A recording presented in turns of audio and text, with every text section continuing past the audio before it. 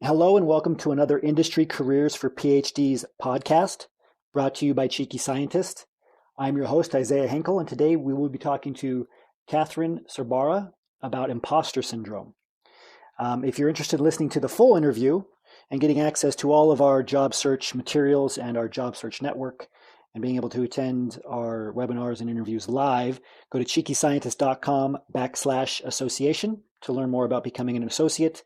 If you are interested in getting these highlights and these podcasts delivered to your email inbox, go to cheekyscientist.com and subscribe to receive these materials for free. You can email subscribe on that page in the bottom center. And then, of course, you can listen to these podcasts and all of our podcasts on iTunes. So again, we're going to be talking with Cathy Sorbara about imposter syndrome. Cathy is originally from Canada, where she did her undergraduate degree in biochemistry and a master's in genetics. She then moved to Munich, Germany, where she spent 5 years doing her PhD in medical life science and technology.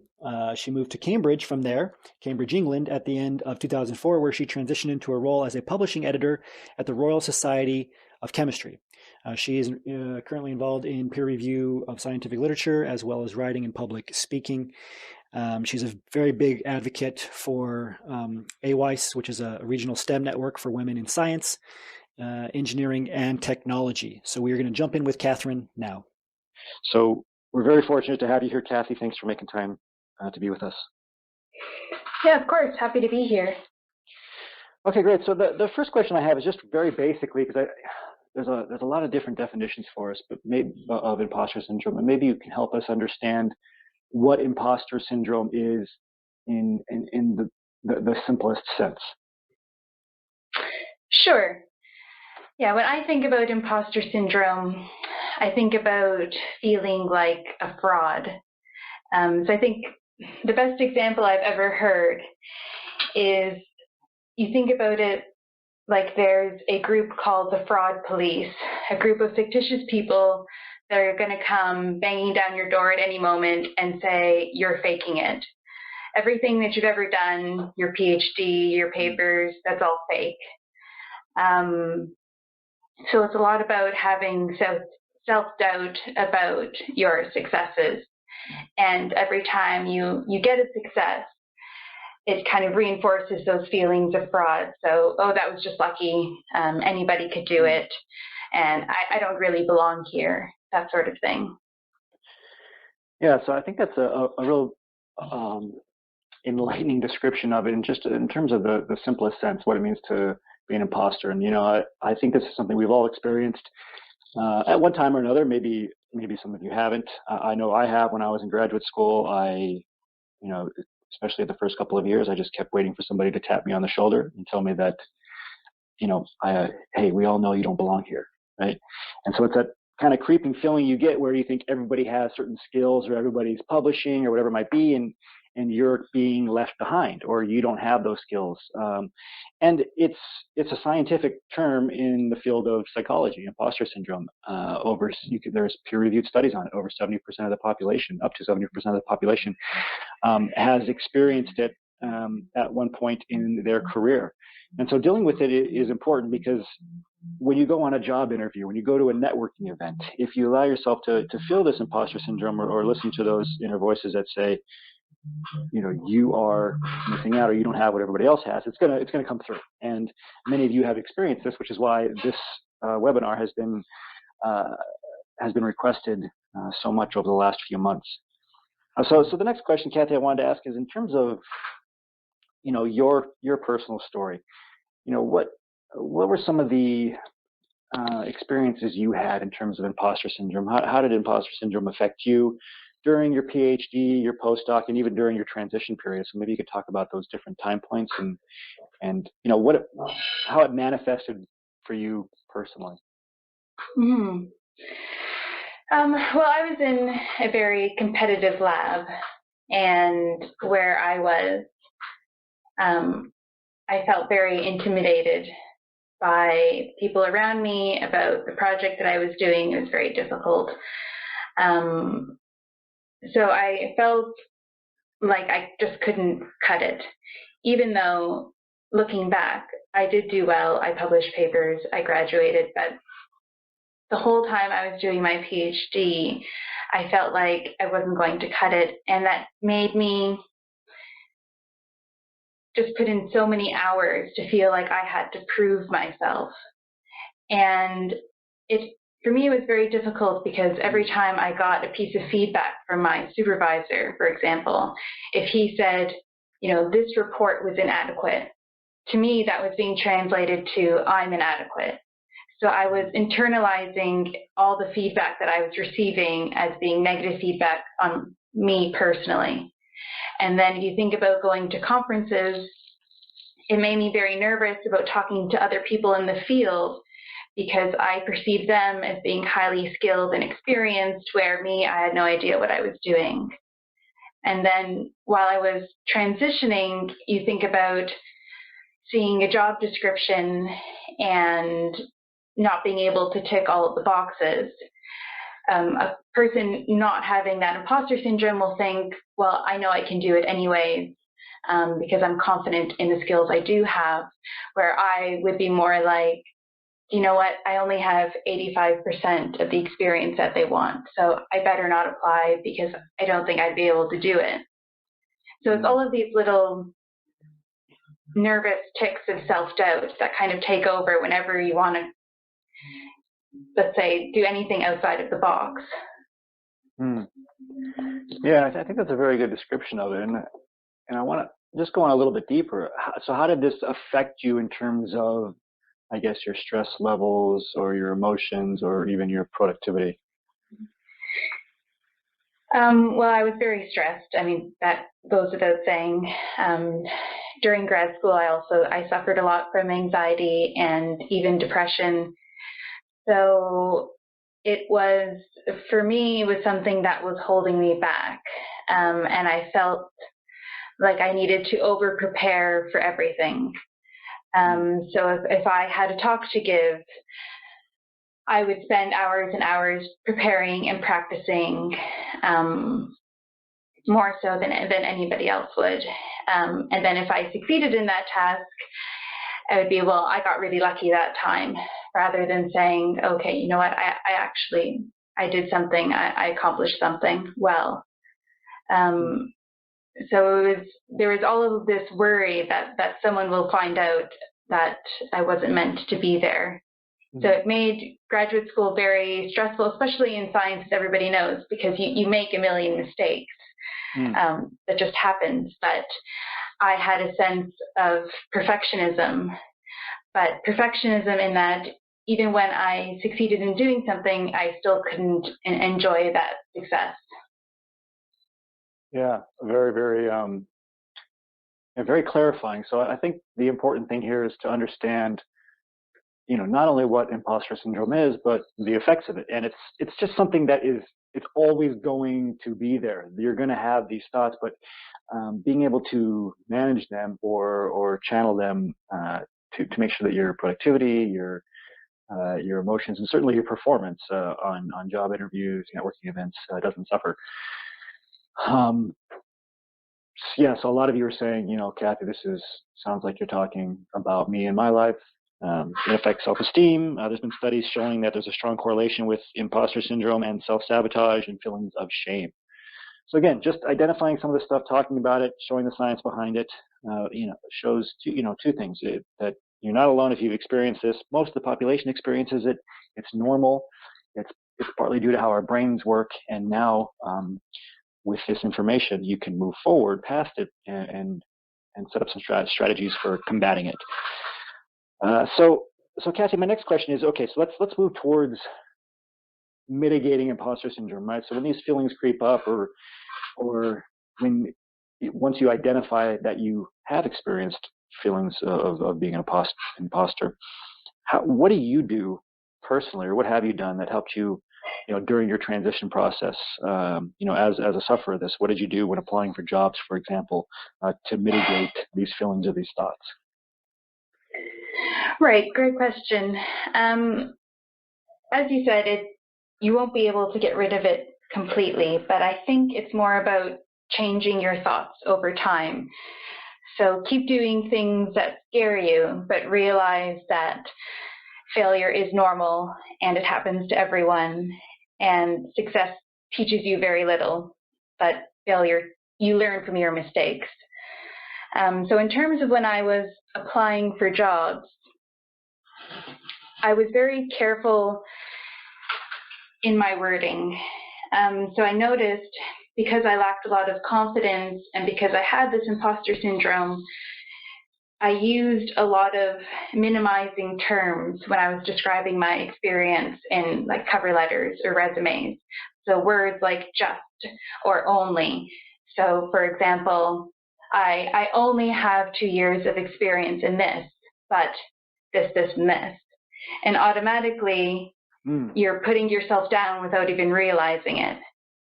And then when you get that interview or you get that phone call, don't think about, oh, now I have to explain all of these things that I don't have experience in. Think, they're calling me because they saw your resume and they like what they saw. So you're qualified. So don't feel like you need to explain yourself. Feel like it's now time to really show off your skills. So yeah, paying attention to my language and paying attention to how I portrayed myself in various aspects of the job process. Yeah, I think this is really important because communication is powerful, right? We've talked, I mean, how many webinars have we done on presentation skills or networking, interviewing, all these things which are essentially how you're presenting yourself to somebody else. And when you present yourself, you know, you're using your vocabulary. Your vocabulary is powerful, and so if you continue to downplay your accomplishments, which, you know, from the very first workshop that many of you have gone through on resumes, we talked about this, right? Your resume, it's not a peer-reviewed journal. It is a persuasive document. You're supposed to be talking about your strengths in a very, you know, strong way, and you're in a very convincing way. And so if you constantly feel that nag in your brain to say, well, I've only done this, or I did this, sure, but a lot of people helped me, during the job search process, that can really work against you. And in science in general, like, it is important to train yourself to have a critical eye when it comes to data. This is, of course, important. And even to be cynical with the data and to make sure it's true. But when it comes to yourself, you shouldn't be looking at yourself with the same critical lens. You shouldn't be looking at yourself, your self-worth, your prospects, your opportunities, your chances of getting a job cynically. You have to separate the two. And you have to separate them with your vocabulary as well. Just because you'll stand up and give a presentation at a scientific conference of your data, saying that these data suggest, or we've only done this, doesn't mean that's how you want to talk during a networking event about yourself, or during an interview, or how you want to discuss your skills on a resume. So in terms of maybe some simple examples of, you know, as you were networking or as you were interviewing, is there any results you started to see once you started to change your vocabulary in this way, or the way that you were presenting yourself, Cathy?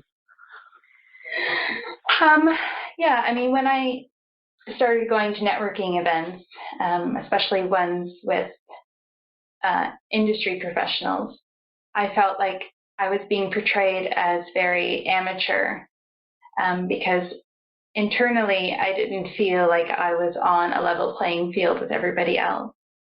So I started to notice that I'd be introducing myself and saying that, you know, I have a PhD, but I don't have any experience. And it would just kind of come out without me even thinking about it.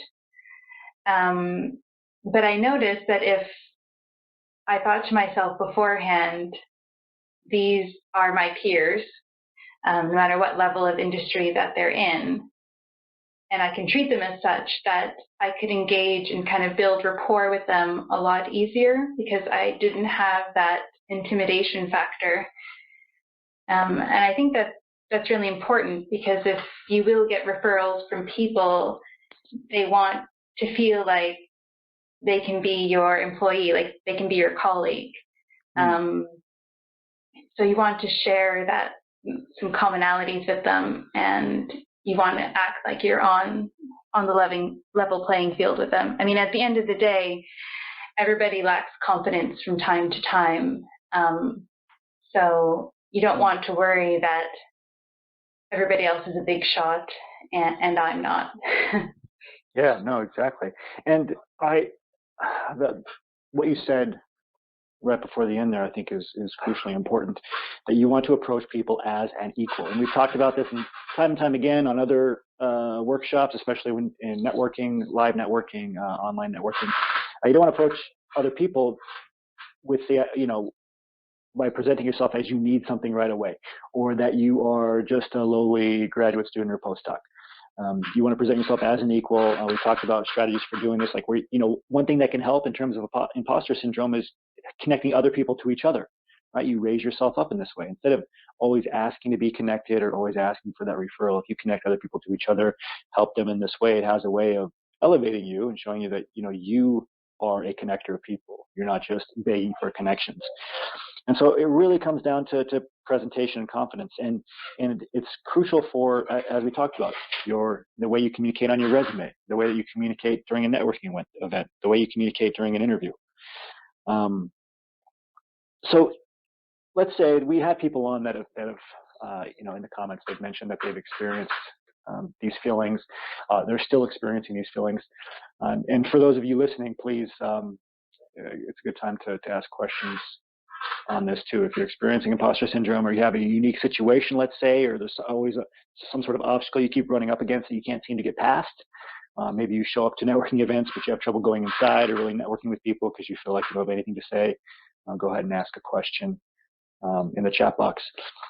So I want to talk about, again, the effects of this. So if you're experiencing imposter syndrome, let's say we have people experiencing it now, and they start feeling stressed or depressed or anxious during this transition, especially if the transition is taking a while, which, as you know, it can be a daunting process. You could go through a period of unemployment.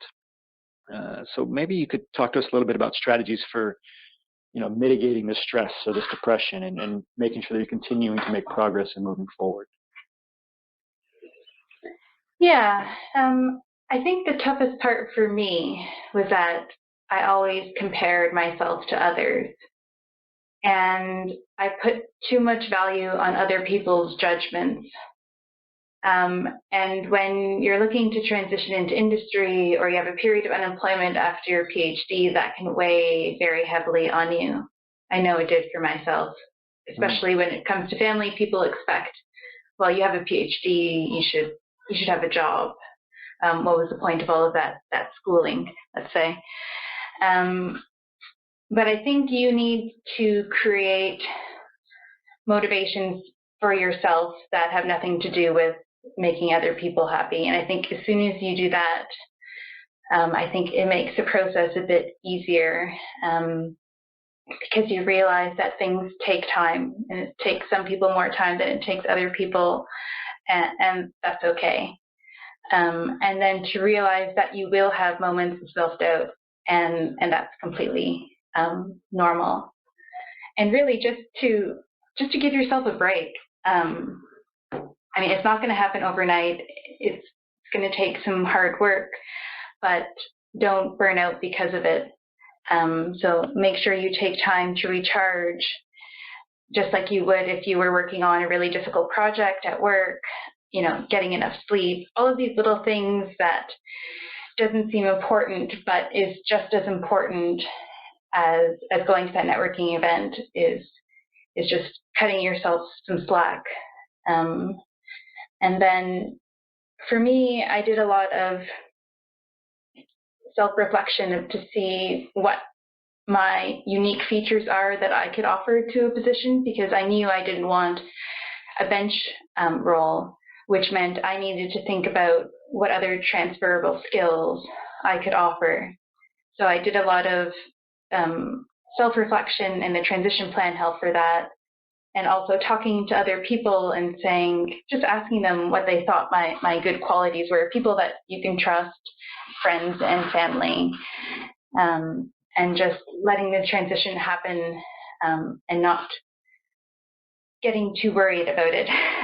I'm a big worrier, but you have to try not to let it overcome you, I think. Yeah, and remember, we talked about feedback before. So one of the reasons that imposter syndrome happens is because you're looking at the data, and despite growth or success, you're telling yourself that you're still a failure or you're not succeeding. So you need to change your perspective, especially with your job search. And that's why we talk so much about getting organized, being strategic, and measuring your progress, right? If you haven't set up, your job search strategy spreadsheet, which we did a workshop on this, it's in your guys' dashboard under webinars, or the archives at this point. If you haven't set up this spreadsheet, you're not going to be able to track your growth. You're not going to be able to see like, oh, I have connected with more people. I'm connected with significantly more people than I was a couple of months ago. I've applied to more jobs than I did a few months ago. I've diversified my job search. I found these new openings, right? You have to measure that. You have to measure these things because measuring allows you to manage it, and it shows growth, which will reduce imposter syndrome. And then one thing, that Cathy, you've talked about a lot is having things to look forward to, right? So if you can find a way to look forward to networking events, this will keep you from getting de-energized, right? So expectancy or excitement, these kind of things, like having something to look forward to. There's a lot of science behind this. Cathy's written about it in a couple of her articles. And it is very powerful. So if you can find a way to look forward to certain networking events or get people to go with you to networking events, from your lab or from your institution, connecting with people inside the association, talking about different events, setting up an association meetup on your own, these kind of things. Again, it is very, very powerful in keeping you moving forward in combating imposter syndrome. So I think that's a very good takeaway. So in terms of confidence levels, right? So I think a lot of people talk about confidence, and it's one of those things, again, when you just say confidence, you think of it as something that's kind of fluffy or not measurable, but the way you present yourself, confidence, these things, even charisma, there's a lot of science that's come out recently that shows that it is measurable and there are certain things that you can do, right? Whether it's small things like obviously eye contact, body language, these kind of things, but on a deeper level in terms of imposter syndrome, Cathy, what are some of the things that you would do, before an interview, before a networking event or whatever it might be to, kind of prepare yourself so that you were radiating confidence in a way where where it was backed up by belief or some of the things that you've done in terms of preparation, right? You talked about over preparing and then still not feeling confident. How did you turn this around so that you prepare and feel confident? Yeah, actually, I stopped over preparing. I realized that it's like the people that would go to exams with their notes in their hand still and be trying to read the textbook 30 seconds before the exam started. I think you have to have a bit of trust in yourself. So that definitely helped. So the morning of the interview, say the interview was at 10, I wouldn't get up at 6 o'clock in the morning and start reviewing my notes. I would go for a run. I would have a good cup of coffee. I would read the newspaper, and I would just chill. So I think it's just important to do something that will energize you before you have something really important coming up, and to just trust yourself that you can do it. So especially with interviews, I think if you over-prepare, you can also see it seem a bit robotic, but you want your personality to come through, and that's been mentioned in the group before, that people have nailed all the answers, but because they didn't seem personable, they didn't get the job. So you need a bit of both. So when you're relaxed, your personality does shine through. So I think you need that balance of course you need to prepare, but have confidence in your ability and know that you can be the one for the job. Yeah. So, and again, I think it just comes down to, measuring a lot of this stuff or getting a lot of this stuff on paper. For whatever reason, a lot of PhDs are very, very good at, many of you will have hundreds of files of data, at least on your computer. But, one or two related to your job search. You should really be keeping records as you're going through the dashboard. Make sure that you're writing things down. You're going through the transition plan to identify the actual kind of professional lifestyle you want. You're looking to fit jobs to that, and you're You're again writing down these different jobs, these positions. You're creating your job search strategy spreadsheet, and keep all this in a folder in one place. Again, I guarantee you all have folders in your lab notebooks, actual written, actual folders with printouts of Western blots or whatever they might be. Start keeping one folder for everything that you've done as you've gone through the program, through the Cheeky Scientist program, all the notes that you've taken, print off some of the Facebook posts that have nuggets of wisdom that will help you, or strategies that will help you in your job search. Keep this in a folder, and as you see that folder grow, your confidence will grow too, because you'll see and be reminded of all the work that you've done, and you'll know that a few months ago you were in a very different place, and you've come further now. And this will help you in terms of preparation, because you'll realize that you have prepared. You don't need to stress or feel less than, because most people that are searching for jobs, they are not doing this. They're not doing what you guys are doing. They're not on these webinars. They're not getting the cutting edge information from the ground that you guys are getting in the private group. So all of this is very important. And then start keeping track of the way that you're communicating. Don't communicate with a kind of less than mindset. Make sure that you're not saying, I only done this, or, I did this, but really I was helped a lot. You want to really talk about what you've done, and you want to own that.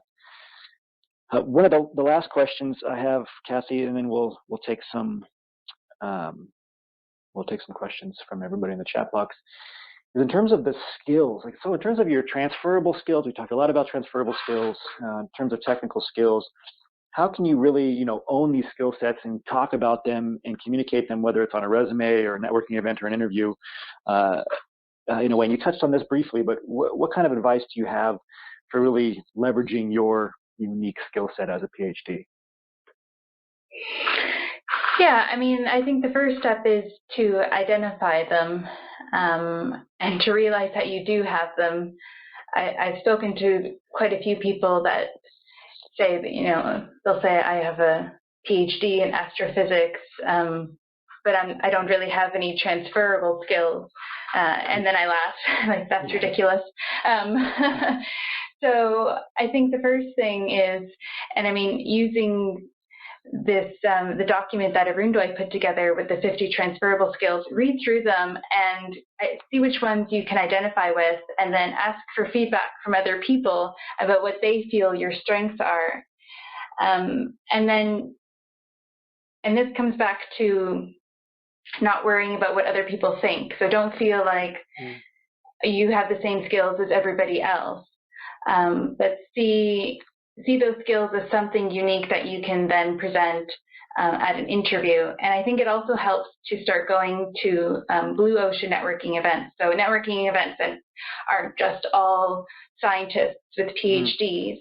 And when you start talking to other people from different backgrounds and you talk about what you do, I think that's a huge boost in confidence, because people will be amazed at your accomplishments, as they should be.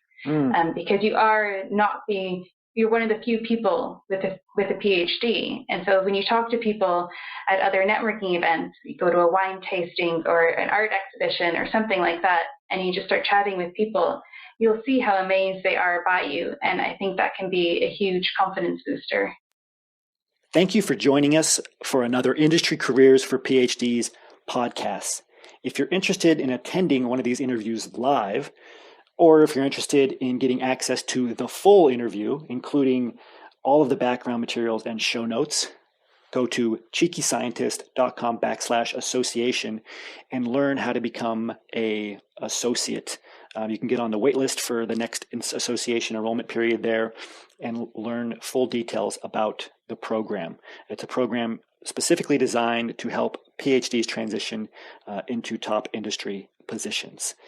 If you would like to receive more of these interview highlights via our podcast sent directly to your email, go to cheekyscientist.com and email subscribe under where it says Start Here. If you haven't already, you can also subscribe to this podcast on iTunes. Until next week, remember your value as a PhD and start thinking and acting like a successful industry professional.